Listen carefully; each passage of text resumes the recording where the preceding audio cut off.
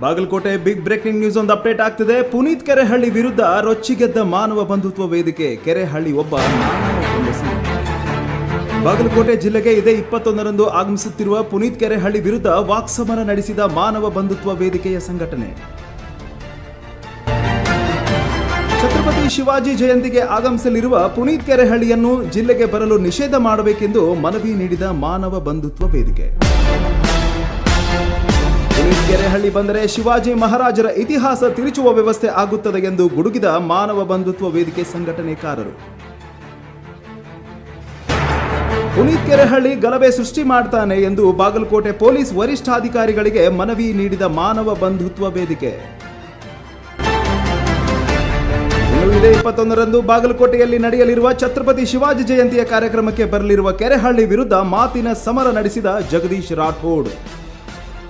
ಮಾನವ ಬಂಧುತ್ವ ವೇದಿಕೆಯ ಪರವಾಗಿ ನಾವು ಬಂದಿದ್ದು ಸ್ಪಷ್ಟವಾಗಿ ಹೇಳಕ್ ಬರ್ತೀವಿ. ಎದಕ್ಕೆ ಬಂದೀವಿ ಮಾನವ ಬಂಧುತ್ವ ವೇದಿಕೆ ಅಂತಂದ್ರೆ, ಬಾಗಲಕೋಟ್ ನಗರ ಯಾವುದೇ ದ್ವೇಷದ ವೇದಿಕೆ ಅಂತೂ ಅಲ್ಲ. ನೆಕ್ಸ್ಟ್ ಇನ್ನೊಂದಂದ್ರೆ, ನಮ್ಮ ಜಿಲ್ಲೆಯಲ್ಲಿ ಶಾಂತಿ, ಸಮಬಾಳ್ವೆ, ಸಮಾನತೆ ಅನ್ನುವ ನಿಟ್ಟಿನಲ್ಲಿ ಬದುಕುವಂಥ ಜೀವಿಗಳು ನಾವೆಲ್ಲ ಬಾಗಲಕೋಟ್ ಜಿಲ್ಲೆಯ ನಾಗರಿಕರು. ಇಲ್ಲಿ ಸೂಫಿ ಸಂತರ ನಾಡು, ಬಸವಣ್ಣ ನಾಡು ಅಂತ ಹೇಳ್ಕೊಂಡಂತಹ ಬಾಗಲಕೋಟ್ ಜಿಲ್ಲೆಯಲ್ಲಿ ಪುನೀತ್ ಕೆರೆಹಳ್ಳಿ ಎಂಬ ಧರ್ಮಾಂಧ ಇತಿಹಾಸವನ್ನು ತಿರುಚಿ ಹಿಂದೂ ಧರ್ಮವನ್ನು ಬೇರೆಡೆಯಲ್ಲಿ ಕರ್ಕೊಂಡು ಹೋಗುವಂಥ ಒಬ್ಬ ನಾಯಕನೂ ಅನ್ನೋಕ್ಕಾಗಲ್ಲ, ನಾಲಾಯಕ ಅನ್ಬೋದು ಅವನಿಗೆ.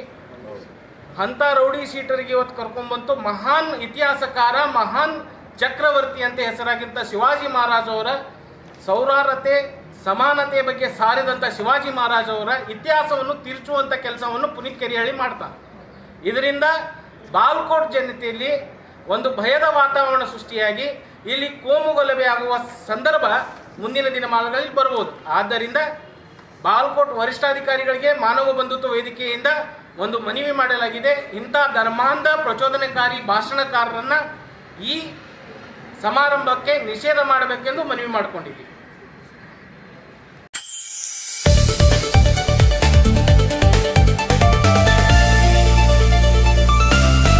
ಪರ್ವಾ ನ್ಯೂಸ್ ಕನ್ನಡ, ಇದು ನಿಮ್ಮ ವಾಹಿನಿ.